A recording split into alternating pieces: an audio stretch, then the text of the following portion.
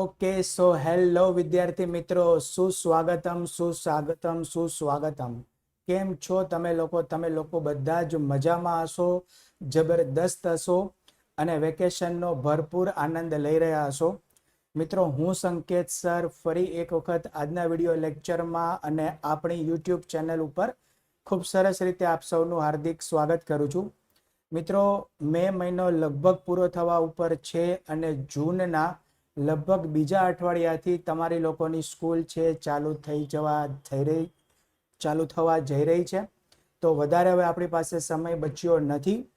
સ્કૂલમાં એવું બનશે કે પહેલા જ દિવસથી તમારા જે રેગ્યુલર સેશન છે એ ચાલુ થઈ જશે અને તમને ઓન ટ્રેક આવતા થોડો સમય લાગે તો મિત્રો હું તમને રિક્વેસ્ટ કરીશ કે સ્કૂલમાં ડાયરેક્ટ લેક્ચર એટેન્ડ કરતા પહેલા એક વખત જે તમારો એપ્રિલ મહિનામાં સિલેબસ ચાલી ગયો હતો એ બધાનું થોડું રિવિઝન કરી લેશો.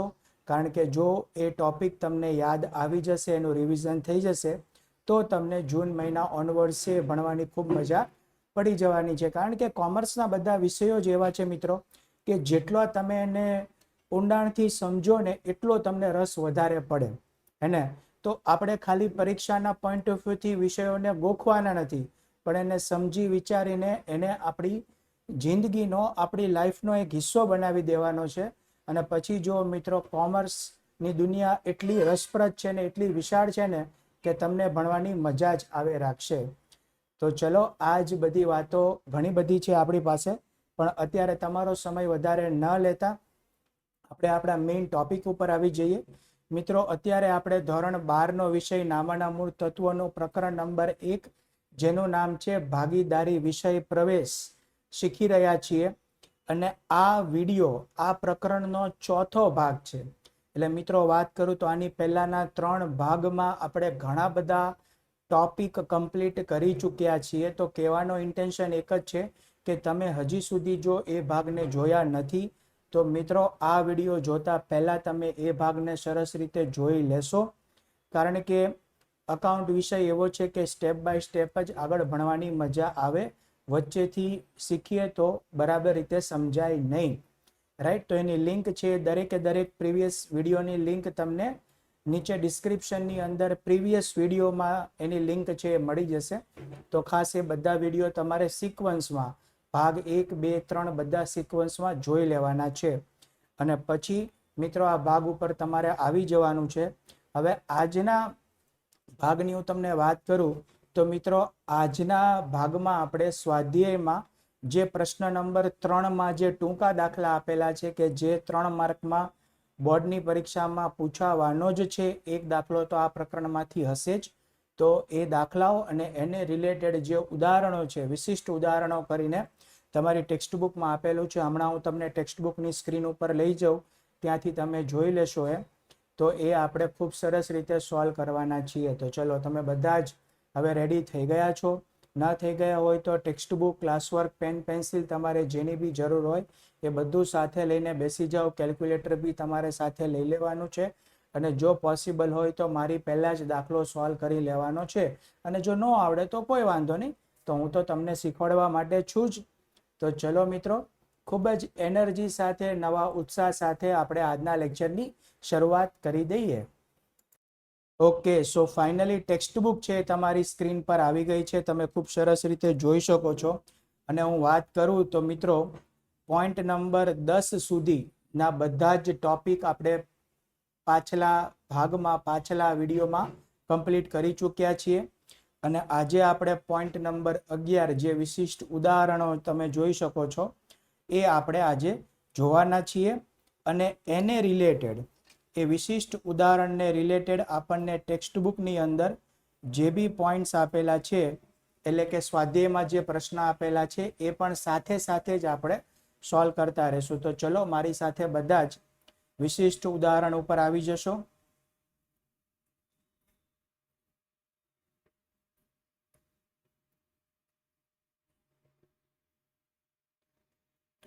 ઓકે, સો પાના નંબર 14 ઉપર વિશિષ્ટ ઉદાહરણો છે શરૂ થાય છે. તો ચલો મિત્રો, આપણે શરૂઆત કરીએ. સૌથી પહેલું ઉદાહરણ જોઈએ. પ્રશ્ન પહેલા સરસ રીતે વાંચીશું અને પછી એને આપણે સોલ્વ કરવાનો છે. તો પ્રશ્નમાં આપેલું છે કે હિરલ દર મહિનાની શરૂઆતમાં ₹500 ઉપાડ કરે છે, બરાબર. હવે મિત્રો તમે ઉપાડ આની પહેલા પણ જોઈ ગયા, પણ અહીંયા તફાવત એ છે કે આ ઉપાડ છે ને એ ભાગીદાર દર મહિને કરે છે, દર મહિને. અત્યાર સુધી તમને વર્ષનો કુલ ઉપાડ આપતા હતા, આ ઉપાડ દર મહિને કરે છે, એ પણ દર મહિનાની શરૂઆતમાં કરે છે, બરાબર. તો આને લીધે થઈને આ દાખલો બાકી બધા કરતા થોડો અલગ પડવાનો છે. કેવી રીતે? તો એ હવે હું તમને કહીશ. ઉપાડ પર વાર્ષિક વ્યાજ આપેલું છે 10% લેખે. તો આપણે અહીંયા કુલ વાર્ષિક ઉપાડ અને ઉપાડ પર વ્યાજ બે વસ્તુની ગણતરી કરવાની છે, બરાબર મિત્રો. પહેલા શોધવાનું છે કુલ વાર્ષિક ઉપાડ કેટલો થશે અને ઉપાડ પર વ્યાજ કેટલું થશે. હવે વાર્ષિક ઉપાડ શોધવો તો બહુ સરળ છે, કેમ કે આપણને ખબર છે કે જો કોઈ ભાગીદાર દર મહિને ₹500નો ઉપાડ કરતો હોય અને એક વર્ષની અંદર કુલ 12 મહિના હોય, તો 500 ને હું 12 વડે જો ગુણી દઉં તો મને જે રકમ મળે ₹6000 એ વાર્ષિક ઉપાડ છે થઈ જશે. તો સૌથી પહેલી વસ્તુ આપણને વાર્ષિક ઉપાડ અહીંયા મળી ગઈ, બરાબર. હવે આપણે શોધવાનું છે ઉપાડ પર વ્યાજ. તો જે વિદ્યાર્થી મિત્રોને ખબર નથી એને હું આની ફોર્મ્યુલા કહી દઉં, બરાબર. તો I is equal to PRN/100. આ વ્યાજ શોધવાની ફોર્મ્યુલા છે. શેની છે મિત્રો? વ્યાજ શોધવાની. કારણ કે તમારે અહીંયા ઉપાડ પર વ્યાજ પણ આવશે, મૂડી પર વ્યાજ પણ આવે અને લોન પર વ્યાજ પણ આવે. તો કોઈ પણ પ્રકારનું વ્યાજ શોધવું હોય ને એની આ ફોર્મ્યુલા છે PRN/100. હવે આમાં દરેકે દરેક જે લેટર છે એનો મતલબ શું થાય હું તમને કહું. તો જો અહીંયા સૌથી પહેલા આપેલું છે I એટલે એને ઇંગ્લિશમાં ઇન્ટરેસ્ટ કહેવાય, કે જે આપણે શોધવાના છીએ, એટલે કે વ્યાજ આપણે શોધવાનું છે. પછી બીજા નંબર ઉપર છે P એટલે પ્રિન્સિપલ અમાઉન્ટ, એટલે કે મુદ્દલ અમાઉન્ટ, એટલે કે ભાગીદારે આપણે જેના ઉપર વ્યાજ શોધવાનું છે ને એ રકમ કેટલી છે એ લેવાની રહેશે આપણે. પછી R નો મતલબ થાય રેટ ઓફ ઇન્ટરેસ્ટ, એટલે કે વ્યાજનો દર, અને N એટલે કે નંબર ઓફ યર્સ, એટલે કે વર્ષો કુલ કેટલા છે એ લેવાના છે, મુદ્દત કહેવાય એને, એ આપણે લેવાનું રહેશે. તો ત્રણે ત્રણ વસ્તુઓ તમને સમજાઈ ગઈ. ચલો હવે આપણે ફોર્મ્યુલાની અંદર એટલે કે સૂત્રની અંદર આપણે રકમ મૂકી દઈએ. તો આપણે અહીંયા એ ધ્યાન રાખશું મિત્રો કે જ્યારે તમને પ્રશ્નમાં એવું આપેલું હોય ને કે ભાગીદાર દર મહિને ઉપાડ કરે, પછી એક ગમે ત્યારે હોય, મહિનાની શરૂઆતમાં હોય, અંતમાં હોય કે મહિનાની વચ્ચે હોય, પણ જ્યારે તમને એવું આપેલું હોય કે ભાગીદાર દર મહિને ઉપાડ કરે છે, તો તમે ખાસ ધ્યાન રાખજો કે તમારે જે મુદ્દલ છે ને એમાં મહિનાની રકમ લેવાની છે, આખા વર્ષની રકમ લેવાની નથી, નહીતર જવાબ નહીં આવે. તો મહિનાની ઉપાડની રકમ કેટલી હતી? ₹500 હતી, એ આપણે લઈ લીધું. વ્યાજનો દર R એટલે 10% હતો, એ આપણે લઈ લીધો. ટકા તમે કાઢી નાખો તો ભાગ્યા 100 કરવું પડે, રાઈટ. અને N, તો N એટલે થાય મિત્રો મુદત, એટલે કે સમયગાળો, વર્ષ કેટલા છે એ લેવાના. હવે જો અહીંયા તમારે એક નવી વસ્તુ એ શીખવાની છે કે જ્યારે બી ભાગીદાર મહિનાની શરૂઆતમાં ઉપાડ કરે એવું આપેલું હોય, ધ્યાન રાખજો ખાસ મિત્રો, આ તમારા માટે નવું છે. જ્યારે પણ તમને પ્રશ્નમાં એવું આપેલું હોય કે ભાગીદાર દર મહિનાની શરૂઆતમાં ઉપાડ કરે છે, તો તમારે N ની વેલ્યુ 78 એટલે કે 78/12 લેવાની. ત્યારે જ્યારે મહિનાની શરૂઆતમાં ઉપાડ કરે ત્યારે. હવે તમને પ્રશ્ન થાય કે સર આ 78 કેવી રીતે આવે છે? તો ચલો એ પણ હું તમને સમજાવી દઉં. જો આપણે એક ગણતરી એવી સમજવી પડશે કે ભાગીદાર દર મહિનાની શરૂઆતમાં ઉપાડ કરે, બરાબર. તો માનો કે સપોઝ પહેલો મહિનો છે અને ત્યારે જે ભાગીદારે ₹500નો ઉપાડ કર્યો, તો આ ₹500 ધંધામાં કેટલા મહિના માટે રહેવાના? 12 મહિના માટે રહેવાના, કારણ કે વર્ષ પૂરું થાય સીધું 12મા મહિના પછી જે બીજા મહિનાની શરૂઆતમાં ઉપાડ કરે ₹500નો, રાઈટ. માની લો કે આ પહેલો મહિનો હતો એ એપ્રિલ હતો, બરાબર. હવે બીજો મહિનો છે એ એના પછી મે આવશે. તો વિચારો મિત્રો કે ભાગીદાર મે મહિનાની શરૂઆતમાં એટલે કે 1 મે જો ઉપાડ કરે છે, તો એ કરેલો ઉપાડ કેટલા મહિના સુધી ધંધામાં રહે? 11 મહિના સુધી રહે, કારણ કે ટોટલ મહિના હોય 12 અને એમાંથી એક મહિનો એપ્રિલ તો વયો ગયો, તો હવે મે થી લઈને માર્ચ સુધી એટલે 11 મહિના થાય. એવી જ રીતે ત્રીજો મહિનો આવે જૂન. જૂનની શરૂઆતમાં ઉપાડ કર્યો હોય તો એ 10 મહિના સુધી એ ધંધામાં રહેશે. તો આવી જ રીતે તમારે ગણતરી કરતા જવાનું. ક્યાં સુધી? તો છેલ્લો મહિનો આવે માર્ચ મહિનો, એ 12મો મહિનો થાય, એ માર્ચ. બરાબર છે. તો એમાં જે ઉપાડ કરેલો હોય એ માત્ર એક જ વર્ષ, એક જ મહિના સુધી ગણાય. કારણ કે માર્ચની 1લી તારીખે ઉપાડ કર્યો હોય અને 31 માર્ચે તો વર્ષ પૂરું થઈ જાય, એટલે એક જ મહિનો ગણાય. તો આવી રીતે તમે 12, 11, 10. જો મિત્રો, હવે હું તમને નીચે લઈ જાઉં. અહીંયા આપેલું છે દર માસની શરૂઆતનો ઉપાડ. તો પહેલા મહિનાની શરૂઆતમાં કર્યો હોય એમાં 12 માસનું વ્યાજ ગણાય. બીજા મહિનાની શરૂઆતમાં કર્યો હોય એટલે બીજો મહિનો એટલે એપ્રિલ, તો એમાં 11 માસનું ગણાય. ત્રીજા મહિનાની શરૂઆતમાં કર્યો હોય એમાં 10 માસનું. તો આવી જ રીતે છેક 12મો મહિનો એટલે મેં તમને જે છેલ્લે કીધું એ માર્ચમાં એક જ મહિનાનું ગણાય. તો આવી રીતે દરેકે દરેક માસ તમે લખી અને પછી આ દરેકે દરેક માસનો સરવાળો કરો ને તો કુલ 78 માસ આવે. મારે શું કરવાનું? 12 થી લઈને 1 સુધી મિત્રો દરેકે દરેક માસનો સરવાળો કરવાનો. તો કુલ કેટલા માસ આવે? 78 માસ આવે. એટલા માટે થઈને આપણે જ્યારે મહિનાની શરૂઆતમાં હોય ને તો આપણે 78 નંબર લેવાનો રહે. તો તમને બધાને સમજાઈ ગયું હવે 78 શું કામ આવે છે? અને ભાગ્યા 12 શું કામ હું કરું છું? કારણ કે તમને ખબર છે મિત્રો કે જ્યારે આપણે અંશમાં માસ લેતા હોય તો છેદમાં કુલ માસ જે 12 હોય એ લેવા જ પડે. એ તો આપણે પહેલા બી કરતા હતા, એટલે હું છેદમાં લઈ લઈશ 12. તો આ રીતે મિત્રો તમે માસની સંખ્યા, અહીંયા n ની સંખ્યા જ્યારે 78 લેશો ને પછી ગણતરી કરશો તો તમને એનો જવાબ મળશે 325 રૂપિયા. કેલ્ક્યુલેટરમાં સામાન્ય ગણતરી કરી દેવાની રહે. તો ઉપાડ પર વ્યાજ કેટલો આવશે? 325 રૂપિયા. બરાબર. ચલો હવે આવો દાખલો આપણે સ્વાધ્યાયમાંથી એક સોલ્વ કરીએ ને એ પહેલા હું તમને બીજી એક વસ્તુ બી શીખવાડી દઉં. અહીંયા જો આપણને પ્રશ્નમાં આપેલું હતું કે ભાગીદાર દર મહિનાની શરૂઆતમાં ઉપાડ કરે છે, હે ને? પણ જો એવું આપેલું હોય કે ભાગીદાર દર મહિનાની અંતમાં ઉપાડ કરે તો ગણતરી કેવી રીતે થાય? તો મિત્રો હવે મેં તમને જે રીતે શીખવાડ્યું એ જ રીતે તમે વિચારો. તો પહેલો મહિનો કયો હોય? તો એપ્રિલ હોય સર, હે ને? 1 એપ્રિલથી આપણું નાણાકીય વર્ષ શરૂ થાય. હવે એપ્રિલ મહિનાના અંતમાં એટલે લગભગ 30 એપ્રિલે જો ભાગીદારે ઉપાડ કર્યો તો એપ્રિલ તો ગણાશે નહીં. એપ્રિલ પછી કેટલા મહિના વધ્યા? તો સર ટોટલ 12 મહિનામાંથી એપ્રિલ 1 મહિનો વયો ગયો, કારણ કે એ નહીં ગણાય, કારણ કે એના તો એન્ડમાં ઉપાડ કર્યો છે. તો એના ઉપર 11 માસનું જ વ્યાજ ગણાય. પછી એવી રીતે મે મહિનો હોય તો સર એના ઉપર 10 માસનું. જૂન મહિનો હોય તો એના ઉપર 9 માસનું. તમે ગણો મિત્રો, જૂન નહીં ગણવાનો, જૂનના અંતમાં કરેલું છે એટલે જૂન પછી કેટલા વધ્યા એ ગણવાના. બરાબર. તો 9 માસ વધે. એવી જ રીતે સૌથી છેલ્લો ઉપાડ આવી રીતે તમે આવો 9, 8, 7, 6, 5, 4, 3, 2 અને સૌથી છેલ્લો મહિનો આવે માર્ચ.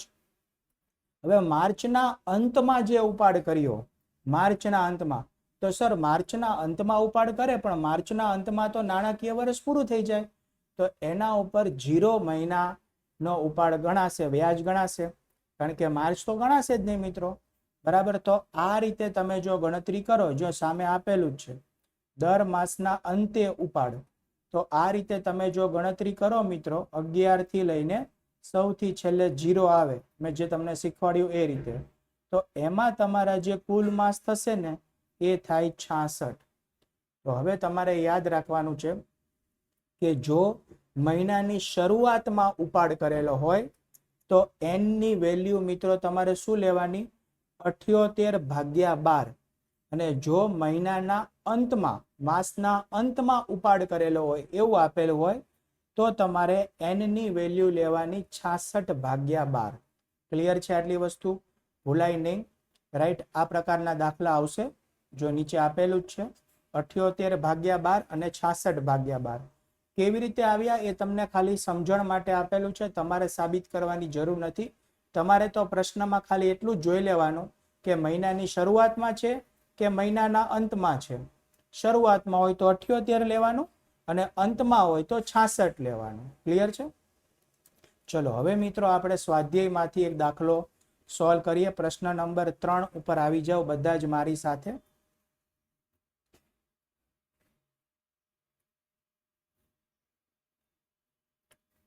ઓકે, સો પાના નંબર 30 ઉપર તમને પ્રશ્ન નંબર 3 છે એ મળી જશે.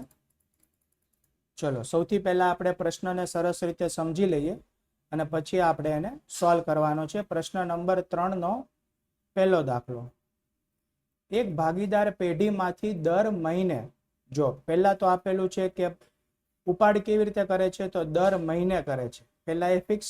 હવે જોવાનું કે દર મહિનાની શરૂઆતમાં કે અંતમાં, તો દર મહિનાને અંતે ઉપાડ કરે છે એટલું આપેલું છે.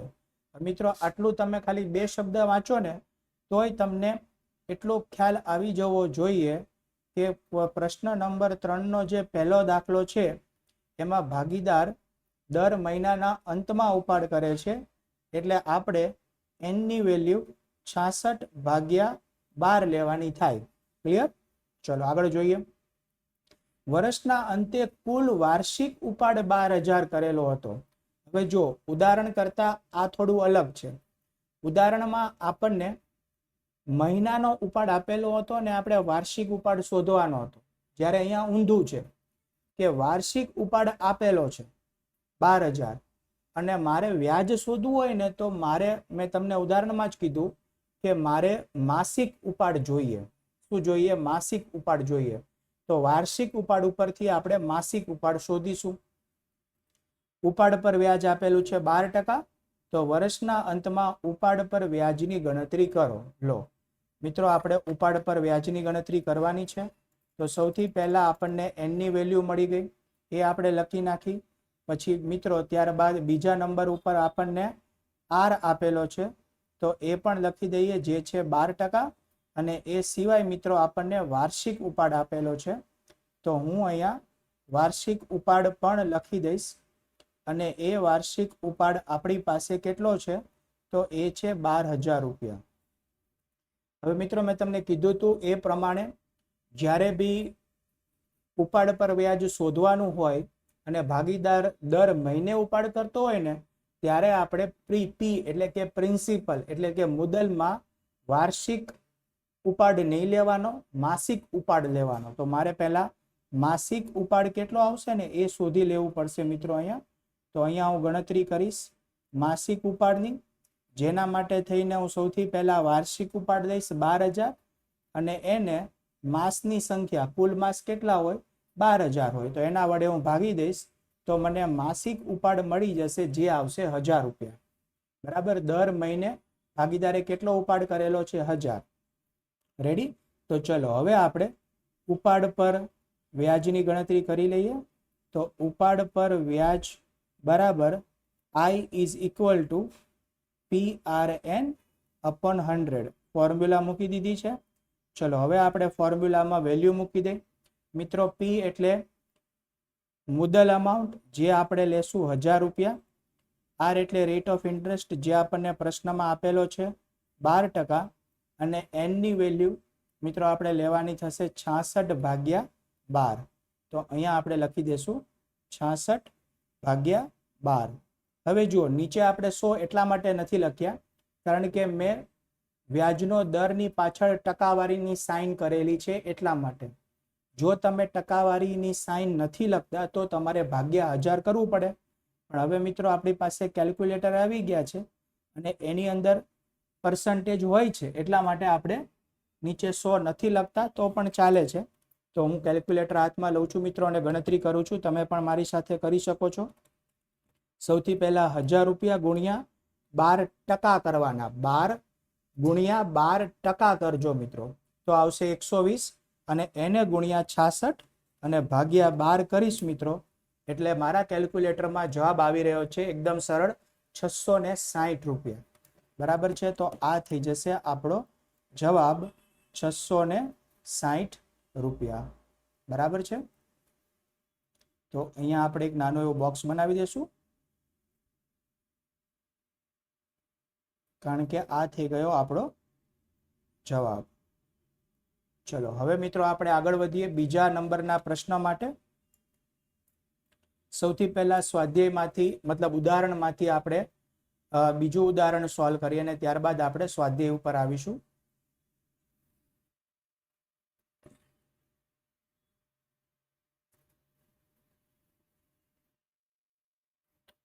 ઓકે, સો પાના નંબર 15 ઉપર તમને ઉદાહરણ નંબર 2 આપેલું છે.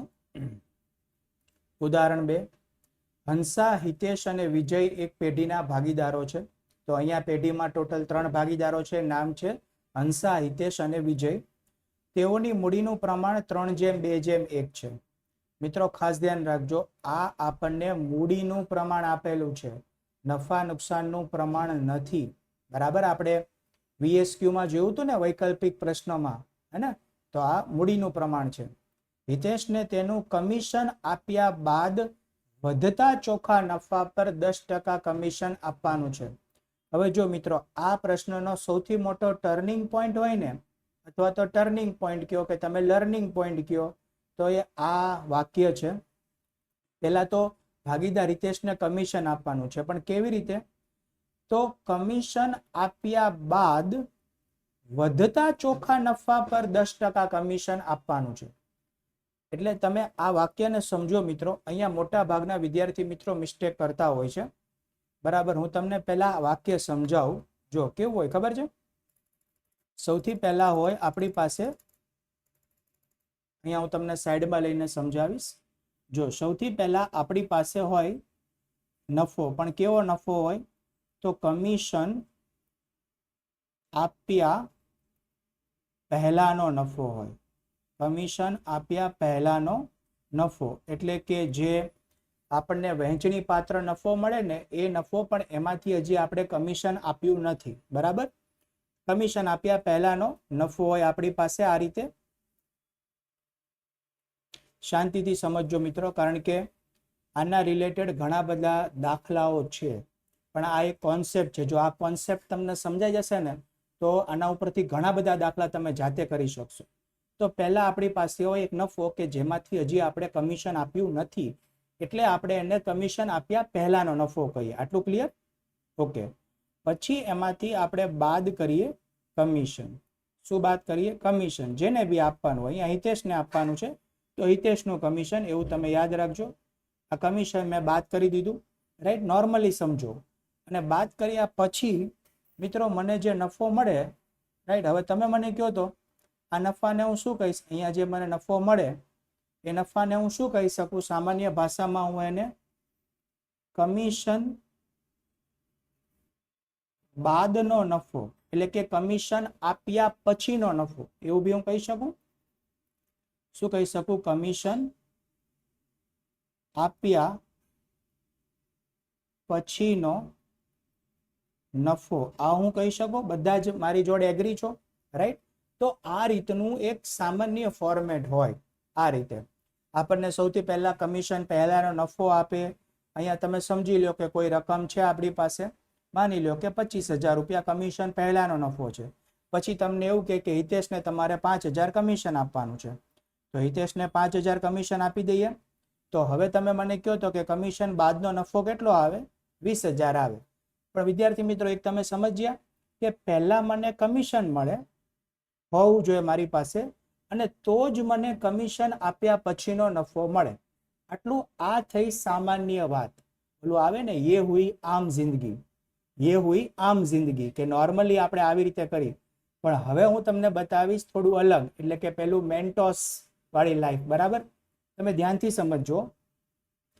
હવે આને થોડી વાર તમારા મગજમાંથી ડિલીટ કરી નાખો, એટલે યાદ રાખવાનું છે, પણ અત્યારે હું એને ઇરેઝ કરી દઉં છું. હવે તમને એવું કીધું છે કે હિતેશને જે મારે 10% કમિશન આપવાનું છે ને, 10% કમિશન, પણ એ 10% શેના? તો એ 10% કમિશન આપ્યા પછીના નફાના 10%. એટલે કે આ કમિશન આપ્યા પછીનો નફો હોય ને, એના 10% મારે કમિશન હિતેશને આપવાનું છે. હવે હમણાં તો આપણે એવું સમજ્યા કે સર પહેલા આપણને કમિશન આપેલું હોય, અને કમિશન આપેલું હોય ને તો જ આપણને કમિશન આપ્યા પછીનો નફો મળે. હવે અહીંયા ટ્રેજેડી એવી છે કે કમિશન 10% ખુદ જ કમિશન આપ્યા પછીના નફા ઉપર આધારિત છે. એટલે કે આ 10% છે ને, એ આ રકમ પર આધારિત છે, અને આ રકમ જે છે એ તો મને ત્યારે જ મળશે કે જ્યારે મારી પાસે શું હોય સર? તો જ્યારે મારી પાસે આ કમિશન હોય. એટલે કમિશન ખુદ કમિશન આપ્યા પછીના નફા પર આધારિત છે. એટલે કે આ કમિશન છે એ કમિશન આપ્યા પછીના નફા પર આધારિત છે, કારણ કે એના 10% કમિશન આપવાનું છે. અને કમિશન આપ્યા પછીનો નફો મને ત્યારે જ મળે જ્યારે મારી પાસે કમિશન હોય. એટલે આમ જોઈએ તો બંને એકબીજા પર આધારિત છે, અને જ્યાં સુધી કોઈ પણ એક આપણને ના મળે ત્યાં સુધી બીજું મળે નહીં. એક શોધવું હોય તો મારી પાસે બીજું હોવું જોઈએ, ને બીજું શોધવું હોય તો મારી પાસે પહેલું હોવું જોઈએ. જ્યારે આપણી પાસે એક પણ નથી, આપણી પાસે કમિશન તો છે જ નહીં, કારણ કે કમિશન આપ્યા પછીના નફા ઉપર છે, અને કમિશન આપ્યા પછીનો નફો ત્યારે જ મળે જ્યારે આપણને કમિશન મળે. એટલે બંનેમાંથી એક પણ વસ્તુ આપણી પાસે છે નહીં. સમજાણો મિત્રો અહીંયા સુધીનું? પહેલા તમને આટલું ક્લિયર થવું જોઈએ. તો હવે આનું સોલ્યુશન શું? તો હવે આનું સોલ્યુશન એ મિત્રો કે મારે બેમાંથી એક વસ્તુ તો જોશે જ તે. તો હું કોઈ પણ એક વસ્તુને હું શું કરી લઈશ? તો કોઈ પણ એક વસ્તુને આપણે ધારી લેવી પડે. બરાબર છે? કોઈ પણ એક વસ્તુને આપણે શું કરવી પડે? ધારી લેવી પડે. હવે આખું રિવર્સ કેલ્ક્યુલેશન કરું છું. જો તો હું શેને ધારીશ? તો હું ધારીશ આને. ધારો કે કમિશન આપ્યા પછીનો નફો છે 100 રૂપિયા. તમે ધારી લો કમિશન બાદ કર્યા પછીનો નફો કેટલો છે? 100 રૂપિયા. અને આપણને પ્રશ્નમાં એવું કીધું હતું કે 10% કમિશન છે ને, એ કમિશન આપ્યા પછીના નફા પર જ આપવાનું છે. તો હવે કમિશન આપ્યા પછીનો નફો જો 100 રૂપિયા હોય તો એના 10% કમિશન કેટલું થશે? તો એના 10% કમિશન થાય સર 10 રૂપિયા. 100 ના 10% એટલે 10 રૂપિયા. ઓકે, હવે તમે મને એવું કહો વિદ્યાર્થી મિત્રો કે કમિશન આપ્યા પહેલાનો નફો કેટલો થાય? એટલે કે હું કઈ રકમમાંથી, ધ્યાનથી સાંભળજો, હું કઈ રકમમાંથી જો 10 રૂપિયા બાદ કરું તો મને 100 રૂપિયા મળે. લો હવે મને કહો તો કઈ રકમમાંથી 10 રૂપિયા બાદ કરું તો મને 100 રૂપિયા મળે? તો સર બહુ સરળ વસ્તુ છે. 110 રૂપિયા માંથી તમે 10 રૂપિયા બાદ કરો ને તો જ તમને 100 રૂપિયા મળે. તો આ થઈ ગયો મારો કમિશન આપ્યા પહેલાનો નફો. બરાબર? આટલી વસ્તુ તમને સમજાણી, આટલું આપણે ધાર્યું.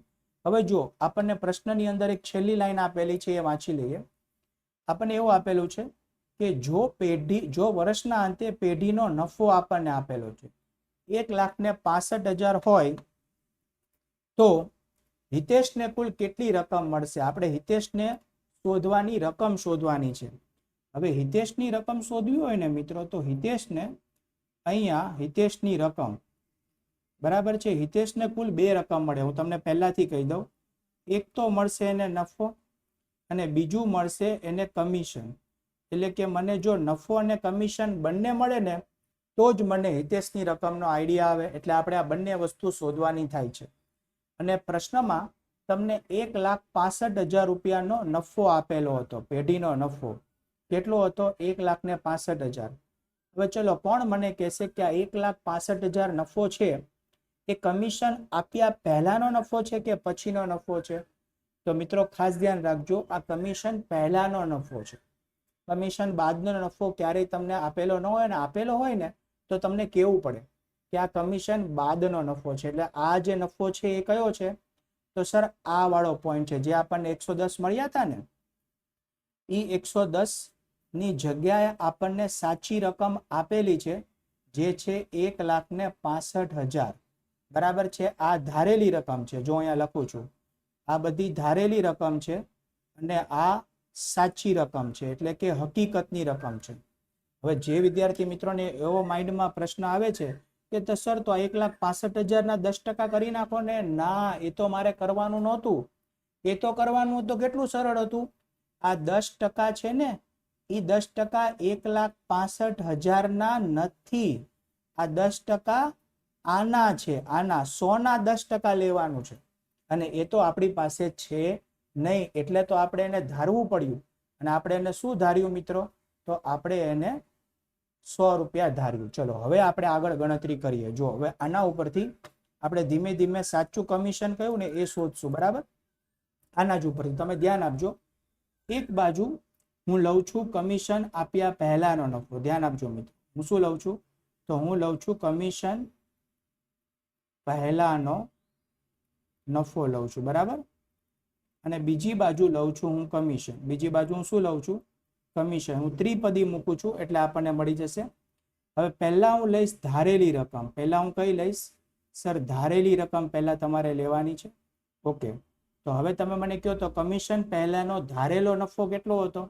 તો સર આ રહ્યો કમિશન પહેલાનો ધારેલો નફો હતો 110 રૂપિયા. તો ચલો એ મેં મૂકી દીધો. હવે મને એ કહો તો કે કમિશન ધારેલું કમિશન કેટલું હતું? ધારેલું કમિશન, તો સર ધારેલું કમિશન આ રહ્યું 10 રૂપિયા હતું. કેટલું હતું મિત્રો? 10 રૂપિયા. તો એ હું અહીંયા મૂકી દઈશ. હવે મને અહીંયા સાચી રકમ લેવાની છે, કારણ કે મારે રકમ તો સાચી શોધવાની છે ને. તો પહેલા સાચી આપણી પાસે છે કઈ એ રકમ જોઈ લઈએ. તો હવે મારી પાસે સાચેમાં કમિશન પહેલાનો નફો કેટલો હતો? તો સર સાચેમાં કમિશન પહેલાનો નફો આવ્યો 1,65,000 હતો.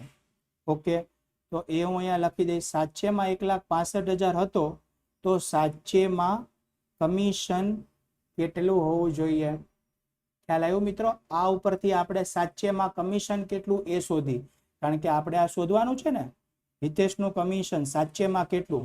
બસ એના માટે જ આપણે આ ગણતરી પહેલા કરી રહ્યા છીએ. Okay, done. તો હું હવે શું કરીશ? ક્રોસ મલ્ટીપ્લાય કરીશ. આનો ગુણાકાર આની જોડે અને આનો ગુણાકાર આની જોડે. આ તો શોધવાનું છે. તો ચલો રકમ મૂકી દઈએ. સૌથી પહેલા લખીશું 1,65,000 એને ગુણ્યા 10 અને ભાગ્યા 110, બરાબર. તો શું આવશે? ચલો કેલ્ક્યુલેટ કરીએ. 1,65,000 ગુણ્યા 10 ભાગ્યા 110. તો મિત્રો કેલ્ક્યુલેટરમાં મારે જવાબ આવે છે 15,000 રૂપિયા. શું આવે છે? 15,000. તમારે પણ એ જ આવતો હશે.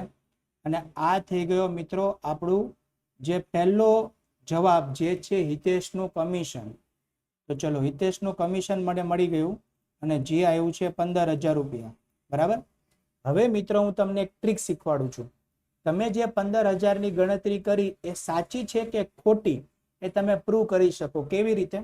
તો આ જ ધારેલી રકમમાં આપણે સાચી રકમ મૂકીએ. જો કમિશન કેટલું આવ્યું? 15,000 આવ્યું. તો આ કમિશનની જગ્યાએ હું સાચું કમિશન મૂકી દઉં 15,000 રૂપિયા, બરાબર.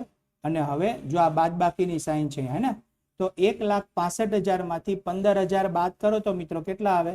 તો સર આવે 1,50,000. હવે જો તો મિત્રો કમિશન શું હતું?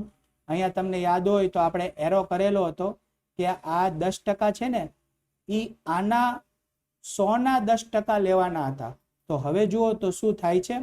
શું હું 10% સાચી રકમ મને મળી ગઈ, એટલે કે 1,50,000 ના હું 10% કરું, 1,50,000 ના 10% કરું તો શું મને 15,000 રૂપિયા મળે? તો આનો જવાબ હા હોય તો આપણી ગણતરી સાચી. 1,50,000 ના 10% 15,000 થઈ જવા જોઈએ, તો આપણી ગણતરી સાચી મિત્રો, બરાબર. તો આ રીતે આપણે પ્રૂવ કરી શકીએ, રાઈટ. પણ આ બધું આપણને આપેલું નહોતું એટલે આપણે 100 રૂપિયા ધારીને આખી ગણતરી કરી. પહેલા ધારેલી રકમ શોધી અને ધારેલી રકમ ઉપરથી આપણે આ સાચી બંને ગણતરી કરી. આ બંને ગણતરી આપણે સાચી રકમની કરી, બરાબર. ચલો હવે હું તમને બીજો એક પોઈન્ટ શીખવાડું. ધ્યાન આપજો મિત્રો કે જે કમિશન આપ્યા પછીનો નફો હોય ને, કમિશન આપ્યા પછીનો નફો એને જ કહેવાય વહેંચણી પાત્ર નફો. જે ભાગીદાર વચ્ચે શું કરવાનો હોય? આપણે વહેંચી દેવાનો હોય, તો એને જ શું કહેવાય? વહેંચણી પાત્ર નફો. કમિશન પહેલાનો નફો હોય ને, જે આ નફો એ ક્યારે બી ભાગીદાર વચ્ચે વહેંચાય નહીં. કમિશન બાદનો નફો હોય ને એ જ વહેંચણી પાત્ર નફો કહેવાય. એટલે કે આ 1,50,000 રૂપિયા જે મને મળ્યા અહીંયા, એ મારે ભાગીદાર વચ્ચે શું કરવા પડે? વહેંચવા પડે. અને કયા પ્રમાણમાં? તો નફા નુકસાનના પ્રમાણમાં. હવે ચલો પ્રશ્નમાંથી જોઈને મને કહો તો કે નફા નુકસાનનું પ્રમાણ કેટલું હતું? નફા નુકસાનનું પ્રમાણ કેટલું છે મિત્રો? પ્રશ્નમાંથી જોઈને મને કહો તો ખ્યાલ આવશે. જે વિદ્યાર્થી મિત્રો 3:2:1 જવાબ આપે છે એ બધાનો આન્સર ખોટો, કારણ કે એ તો મૂડીનું પ્રમાણ છે. નફા નુકસાનનું પ્રમાણ આપણને પ્રશ્નમાં આપેલું નથી. તો ન હોય તો સર શું કરવાનું? તો સરખા હિસ્સે વેચી દેવાનો. ઓકે, તો હું 1,50,000 ને 3 ભાગીદાર છે એના વચ્ચે હું સરખા પ્રમાણમાં વેચી દઈશ તો મને હિતેશનો નફો મળી જશે. તો 1,50,000 અને એને ગુણ્યા 1/3 પણ કરી શકો અને ભાગ્યા 3 પણ કરી શકો. તો મિત્રો હિતેશના ભાગનો નફો કેટલો આવશે?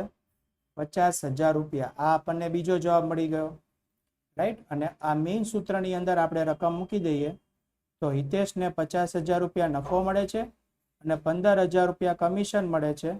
એટલે હિતેશને મળવા પાત્ર ચોખ્ખી રકમ થશે 65,000 રૂપિયા. તો મિત્રો આ થઈ ગયો આપણો ફાઇનલ જવાબ.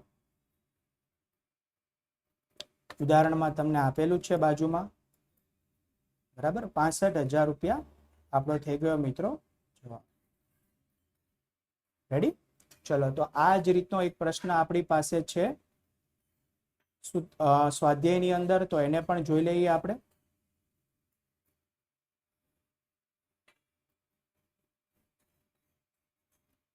પ્રશ્ન નંબર 3 નો પ્રશ્ન 2, પાના નંબર 30 ઉપર. સૌથી પહેલા પ્રશ્નને આપણે વ્યવસ્થિત રીતે સમજી લઈએ. તો પ્રશ્નમાં આપણને આપેલું છે કે અમૃતા અને દિવ્યા એક ભાગીદારી પેઢીના ભાગીદારો છે. તેઓનું મૂડીનું પ્રમાણ 3:2 છે. મિત્રો ભૂલાય નહીં, આ મૂડીનું પ્રમાણ છે 3:2, નફા નુકસાનનું પ્રમાણ નથી. અને જો પ્રશ્નમાં ન આપેલું હોય તો સરખા પ્રમાણમાં થશે. અમૃતાને તેનું કમિશન બાદ કર્યા પછીના ચોખ્ખા નફા પર 8% કમિશન આપવાનું છે. ખ્યાલ આવ્યો તમને લોકોને? જે રીતે ઉદાહરણમાં હતું ને સેમ આ જ પ્રમાણે છે કે કમિશન આપવાનું છે 8%, પણ કયા નફા પર? કમિશનના પહેલાના નફા પર ના સર, કમિશનના પછીના નફા પર 8% કમિશન છે. એટલે એનો મતલબ એમ થયો કે કમિશન તો નથી, અને કમિશન ન હોય તો કમિશન પછીનો નફો પણ ના હોય. તો આપણે એને શું કરી લેવું પડશે? ધારી લેવું પડશે. જે રીતે આપણે ત્યાં ધાર્યું હતું એ જ રીતે 100 રૂપિયા ધારીશું. જો વર્ષના અંતનો પેઢીનો નફો 96,876 હોય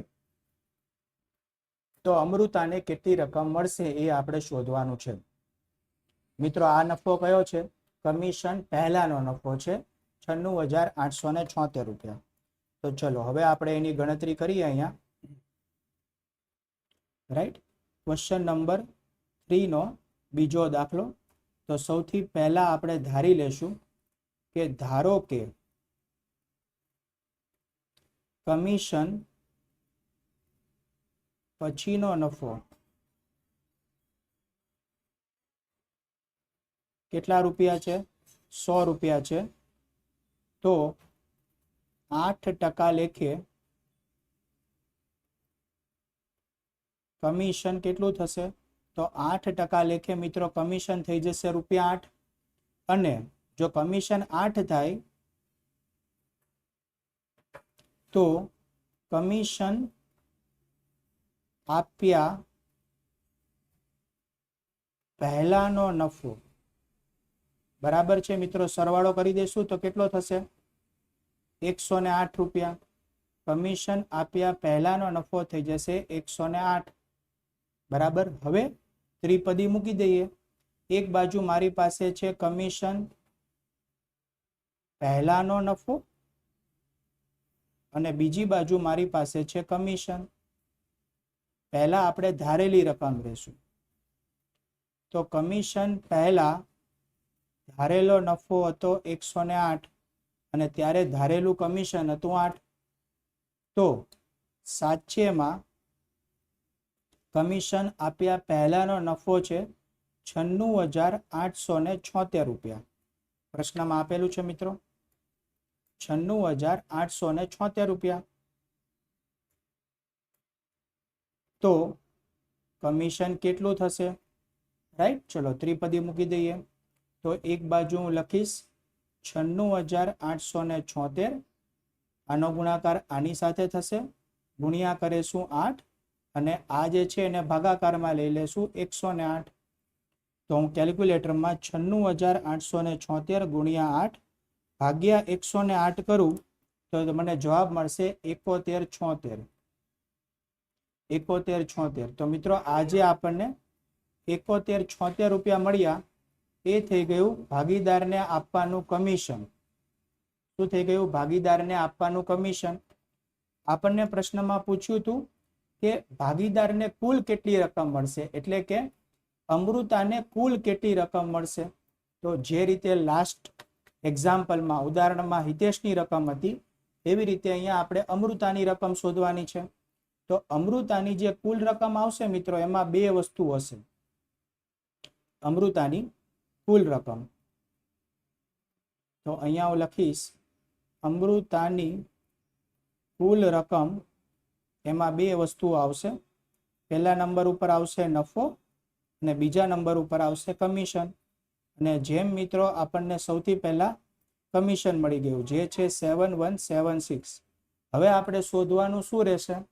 તો નફો કેટલો આવશે? તો નફા માટે આપણે એક વસ્તુ કરવી પડશે. શું? તો મારે કમિશન બાદનો નફો શોધવો પડે, કારણ કે એ જ વહેંચણી પાત્ર નફો કહેવાય.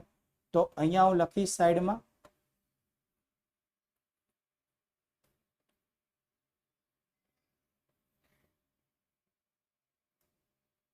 આપણી પાસે સૌ પ્રથમ હતો એ હતો કમિશન પહેલાનો નફો, બરાબર છે. તો અહીંયા હું લખી દઈશ મિત્રો કે મારી પાસે સૌ પ્રથમ હતો કમિશન પહેલાનો નફો,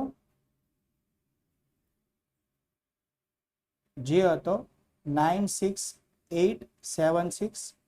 એમાંથી હું બાદ કરીશ કમિશન, જે આવશે 7176. અને ત્યારબાદ મને મળશે કમિશન પછીનો નફો. અને આ જે કમિશન પછીનો નફો હોય ને મિત્રો, એ જ હોય વહેંચણી પાત્ર નફો, કે જે ભાગીદાર વચ્ચે વહેંચવાનો હોય. તો કેલ્ક્યુલેટરમાં 96876 માઇનસ 7176. તો કેલ્ક્યુલેટરમાં આવે છે મિત્રો 89700 રૂપિયા. અને આ 89700 બંને ભાગીદાર વચ્ચે સરખા પ્રમાણમાં વહેંચાશે, કારણ કે આપણને પ્રમાણ આપેલું નથી. રાઈટ? તો અહીંયા હું લખીશ અમૃતાનો નફો બરાબર 89700 એને ગુણ્યા ભાગ્યા 2. તો ભાગ્યા 2 કરશું મિત્રો, એટલે આપણને મળશે 44850 રૂપિયા. તો અમૃતાનો નફો આપણને મળી ગયો, જે મિત્રો આપણે અહીંયા લખી દઈએ 44850. હવે આપણે બંને રકમને પ્લસ કરી દઈએ, એટલે આપણને અમૃતાની કુલ રકમ વિશે ખબર પડી જાય. તો બંનેને સરવાળો કરશો તો આવશે 52026 રૂપિયા. તો મિત્રો આ થઈ ગયો આપણો ફાઇનલ જવાબ, કે જે અમૃતાને મળવા પાત્ર કુલ રકમ છે એ આપણને મળી ગઈ. આ થઈ ગયો મિત્રો આપણો જવાબ પ્રશ્ન નંબર 2 માટે. રાઈટ? તો તમને બધાને મિત્રો આ સમજાઈ ગયું હશે. એકવાર આનો સ્ક્રીનશોટ લઈ લેશો, જેથી તમે આને પછી પણ રિફર કરી શકો. રાઈટ? ચલો હવે આગળ વધીએ નેક્સ્ટ પ્રશ્ન નંબર 3 માટે. ઓકે, પ્રશ્ન નંબર 3 આના જેવો જ છે મિત્રો, પણ થોડો એમાં ફેરફાર છે, તો તમને લોકોને મજા આવશે. અને હવે જો તમે સમજી ગયા છો ને આ નફાના કમિશનનો કોન્સેપ્ટ, નફા પછીનો કોન્સેપ્ટ, તો તમારે ઓર ઇઝી થઈ જશે, કારણ કે આ કોન્સેપ્ટ ઘણી બધા દાખલામાં આવે છે. વિસ્મય, અભિજીત અને કુણાલ 3:2:4 પ્રમાણમાં નફો નુકસાન વહેંચી લેતા ભાગીદારો છે. તો આ વખતે મિત્રો આપણને નફા નુકસાનનું પ્રમાણ જ આપેલું છે, મૂડીનું પ્રમાણ નથી. મેનેજરને તેનું કમિશન આપ્યા બાદ વધતા નફા પર 10% કમિશન આપવાનું છે. પાછું આવ્યું, આપ્યા બાદ પછીના નફા પર 10% કમિશન આપવાનું છે. અભિજીતના ભાગે 30,000 નફો આવે છે, તો મેનેજરના કમિશનની ગણતરી કરો. આપણે શોધવાનું છે મેનેજરનું કમિશન. અને મિત્રો મેનેજરનું કમિશન તમારે શોધવા માટે આપણને પ્રશ્નની અંદર એક હિન્ટ આપેલી છે, અને એ હિન્ટ છે અભિજીત ના ભાગનો નફો ₹30,000. એ હિન્ટ છે. અને અહીંયા મિત્રો આપણને ત્રણેય ભાગીદારના નફા નુકસાનનું પ્રમાણ પણ આપેલું છે, જે છે 3:2:4. તો આનો જ આપણે યુઝ કરીને ગણતરી કરશું. તો ચલો આપણે ગણતરી કરીએ. પ્રશ્ન નંબર 3નો ત્રીજો દાખલો. તો સૌથી પહેલા હું અહીંયા લખી દઈશ કે આપણને પ્રશ્નમાં જે 3 ભાગીદારનું નફા નુકસાનનું પ્રમાણ આપેલું છે. ભાગીદારનું નામ છે કૃણાલ, અભિજીત અને વિસ્મય. વિસ્મય, અભિજીત અને કૃણાલ. તો વિસ્મય માટે આપણે વી કરી દઈએ, અભિજીત માટે એ કરી દઈએ અને કૃણાલ માટે કે કરી દઈએ. અને પ્રમાણ મિત્રો આપેલું છે 3:2:4. 3:2:4. મિત્રો આ પ્રમાણ છે ને હંમેશા એકબીજા જોડે રિલેટેડ હોય. જો મારે ઇન્ડિવિજ્યુઅલી એક ભાગીદારનું માપ જોતું હોય ને તો મારે એના ઇન્ડિવિજ્યુઅલ પ્રમાણને ટોટલ વડે ભાગી દેવું પડે. તો આનો જો હું ટોટલ કરું તો 3 ને 2 5 ને 4 9. આનો કુલ સરવાળો આવે. કુલ સરવાળો કેટલો આવશે? 9 આવે. ઓકે, હવે આને મારે કોનું જોઈએ છે? માત્ર અભિજીતનું જોઈએ છે. તો અભિજીતનું હું શોધું નફા નુકસાનનું પ્રમાણ. તો મારે અભિજીતમાં સૌથી પહેલા અંશમાં લખવામાં 2 અને છેદમાં લખવામાં 9. તો આ કોનું થઈ ગયું મિત્રો? આ થઈ ગયું ખાલી માત્ર ને માત્ર અભિજીતનું એકલાનું. આને આપણે વ્યક્તિગત પણ લખી શકીએ. અહીંયા લખી દઈશું વ્યક્તિગત પ્રમાણ. બરાબર. તો આ થઈ જશે 3/9 અને આ થઈ જશે 4/9. પણ આપણને ખાલી જરૂર કોની છે? તો આપણને સર ખાલી જરૂર છે અભિજીતની. તો આપણે અભિજીતનું જે વ્યક્તિગત પ્રમાણ છે એ આપણને મળી ગયું અને એ આવ્યું છે 2:9. તો આનો આપણે ઉપયોગ કરવાનો થાય. 2:9 નો આપણે ઉપયોગ કરવાનો થશે. કેવી રીતે? તો આ રીતે. જો હું સૌથી પહેલા એક બાજુ લખીશ પ્રમાણ અને બીજી બાજુ લખીશું નફો. હવે જ્યારે અભિજીત છે એનું પ્રમાણ કેટલું હતું સર? 2:9 હતું. ત્યારે એનો નફો હતો 30,000. તો જો કુલ પ્રમાણ 1 હોય, કારણ કે મારે પેઢીનો કુલ નફો શોધવો છે, તો કુલ પ્રમાણ 1 હોય તો નફો કેટલો? તો સૌથી પહેલા 30,000 નો ગુણાકાર થશે 1 વડે અને ભાગ્યા થશે 2/9. હવે મારે જો 2/9 ને ઉપર લઈ લેવા હોય ને તો એ રેસિપ્રોકલ થઈ જાય, એટલે આખી ફેરબદલી થઈ જાય. તો જો આ 2:9 અહીંયા ભાગાકારમાં છે, તો હવે હું ભાગાકારની જગ્યાએ એને જો હું ગુણાકાર કરી દઉં તો એ 2:9 ના થઈ જાય 9/2. 9/2 થઈ જાય. 2/9 ની જગ્યાએ શું થઈ જશે? 9/2. પણ સાથે સંબંધ પણ બદલાઈ ગયો. પેલા ભાગાકાર હતો, હવે ગુણાકાર થઈ ગયો. ક્લિયર? ઓકે. તો હવે 30,000 ગુણ્યા 9/2 કરીશ મિત્રો, એટલે મને મળશે 1,35,000. તો સૌથી પહેલા તો તમારે મને એક પ્રશ્નનો જવાબ આપવાનો છે કે 1,35,000 આપણને કુલ નફો મળ્યો. કારણ કે આપણે કુલ નફો શોધવાના હતા. એ કુલ નફો આપણને મળ્યો. પણ મિત્રો આ નફો શું કમિશન પહેલાનો નફો છે કે કમિશન પછીનો નફો છે? તમે થોડું લોજિક દોડાવીને કહો તો. જો અહીંયા મેં શું લખ્યું હતું? જો અહીંયા મેં શું લખેલું છે? આ વસ્તુ જુઓ તમે, અહીંથી તમને ખબર પડી જાય. આ શું લખ્યું છે? કમિશન વહેંચી, કમિશન પછીનો નફો લખ્યો છે. અને એ જ નફો કયો છે? વહેંચીની પાત્ર નફો છે. એટલે કે જે નફો મેં વહેંચ્યો હોય એ થાય કમિશન પછીનો નફો. તો મિત્રો હવે તમે મને કહો કે શું આ 1,35,000 જ મેં બધા ભાગીદારો વચ્ચે વહેંચેલા હશે? કારણ કે વહેંચેલા હોય 3:2:4 ના પ્રમાણમાં તો જ અભિજીતને 30,000 મળ્યા હોય ને. ખ્યાલ આવ્યો? મેં ખાલી ગણતરી ઊંધી કરી. અત્યાર સુધી આપણે નફો આપતા હતા ને એને વહેંચતા હતા. આમાં વહેંચેલા નફા ઉપરથી કુલ નફો શોધ્યો. પણ મૂળ આ કયો છે? તો સર આ નફો એવો છે કે જે તમે વહેંચી દીધો તો અને જે વહેંચી દીધેલો હોય એને જ કહેવાય કમિશન આપ્યા પછીનો નફો. એટલે કે આ નફો છે ને મિત્રો, એ કમિશન આપ્યા પછીનો નફો છે.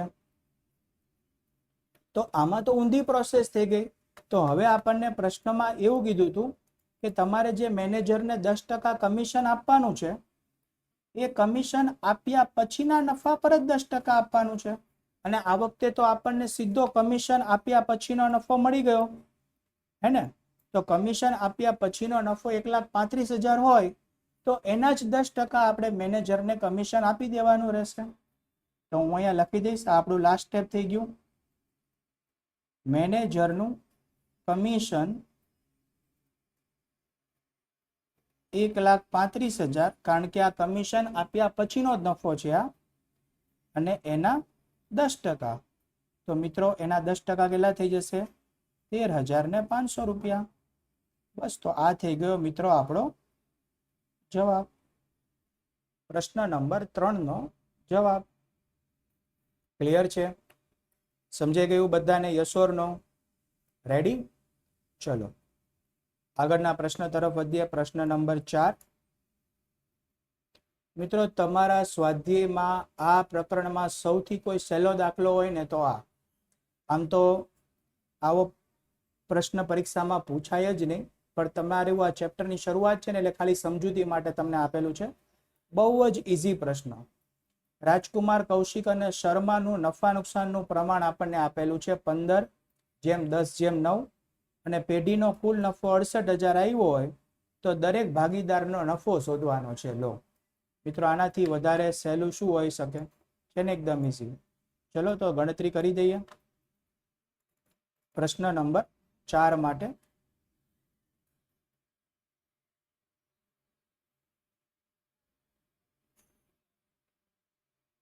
તો અહીંયા આપણે સૌથી પહેલા લખી દઈશું પ્રશ્ન 4.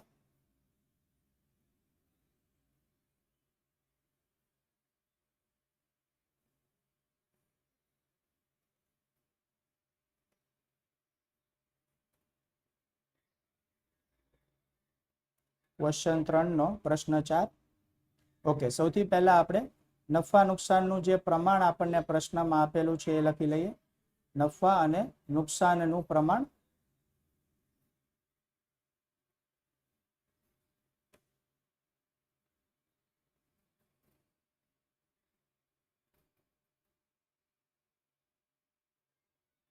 રાજકુમાર, કૌશિક અને ત્રીજા ભાગીદારનું નામ શું હતું મિત્રો? શર્મા.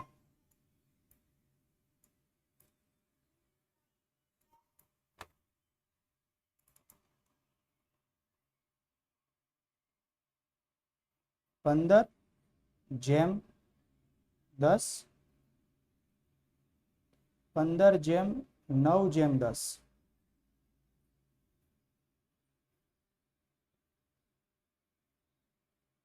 હવે સૌથી પહેલા ત્રણેયનો અહીંયા સરવાળો કરી દઈએ. તો ત્રણેયનો સરવાળો આવશે મિત્રો 34. બરાબર. હવે આપણે વ્યક્તિગત પ્રમાણ શોધીએ. વ્યક્તિગત રીતે કેટલું આવે છે?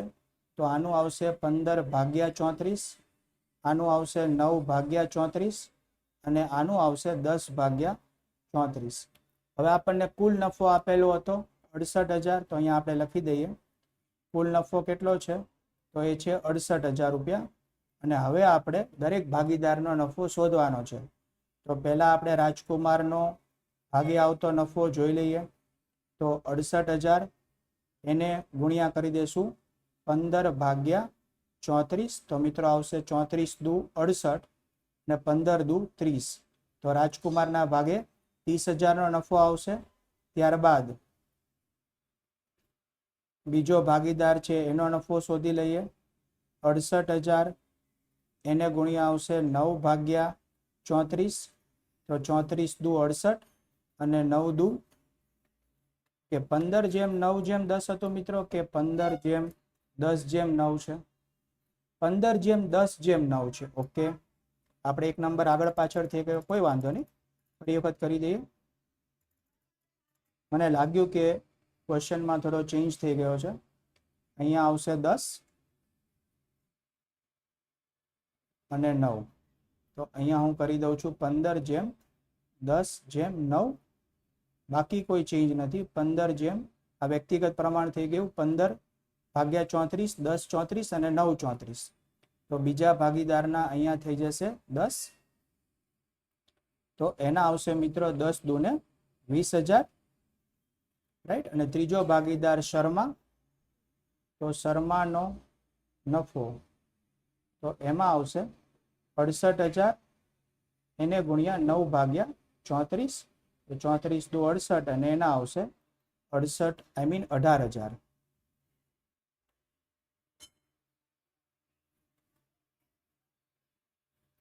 Okay, right. તો આ થઈ ગયો આપણો બહુ જ સરળ પ્રશ્ન નંબર 4 નો જવાબ. મિત્રો સાચો છે કે ખોટો એ જો તમારે વેરીફાઈ કરવું હોય તો કેવી રીતે થશે? તો જો તમે આ 3 નો સરવાળો કરો ને તો એ 68,000 થઈ જવો જોઈએ. બસ અહીંથી તમને ખબર પડી જશે, ક્રોસ વેરીફાઈ થઈ જશે કે આ તમારો દાખલો સાચો છે કે ખોટો. ઓકે, સો મિત્રો અપેક્ષા રાખું છું કે આ પ્રશ્ન પણ તમને સમજાઈ ગયો હશે. તો આજના સેશનમાં ખાસ કરીને મિત્રો આપણે જે વિશિષ્ટ દાખલા આપેલા હતા એના સૌથી પહેલા 2 ઉદાહરણ જોયા, રાઈટ. અને ત્યારબાદ આપણે સ્વાધ્યાયના પ્રશ્ન નંબર 3માં પહેલો, ત્યારબાદ તમે જોઈ શકો છો આ છે પ્રશ્ન નંબર 2, ત્યારબાદ અહીંયા નીચે છે આ પ્રશ્ન નંબર 3 અને જમણી બાજુ છે પ્રશ્ન નંબર 4. મિત્રો આ 4 પ્રશ્ન સોલ્વ કરવા કરતાં પણ વધારે મહત્વનું હતું જે આપણને કમિશન પછીના નફાનો કોન્સેપ્ટ હતો ને, એ કોન્સેપ્ટ આપણે સરસ રીતે સમજ્યા. કોન્સેપ્ટ સરસ રીતે સમજવાનો માત્ર એક જ ફાયદો છે કે તમે એના જેવા બીજા 10 દાખલા જાતે કરી શકો.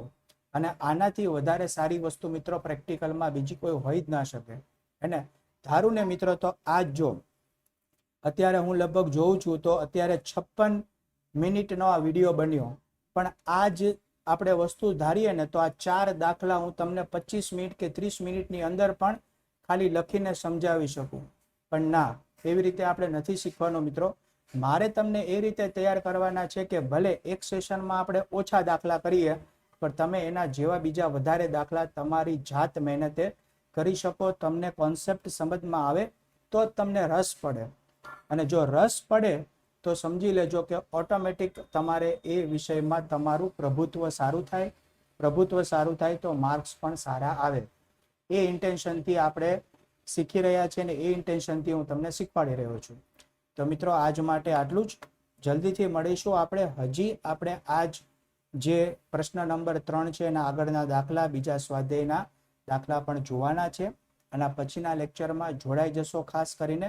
અને આ જે આપણે પ્રશ્ન જોયા એમાં તમને કોઈ પણ પ્રકારનો ડાઉટ્સ હોય, ક્વેરી હોય, ના સમજમાં આવ્યું હોય, કોઈ ટોપિકની ફરી વખત એક્સપ્લેનેશનની જરૂર હોય તો ચિંતા કરવાની બિલકુલ જરૂર નથી. હું તમારી સાથે જ છું.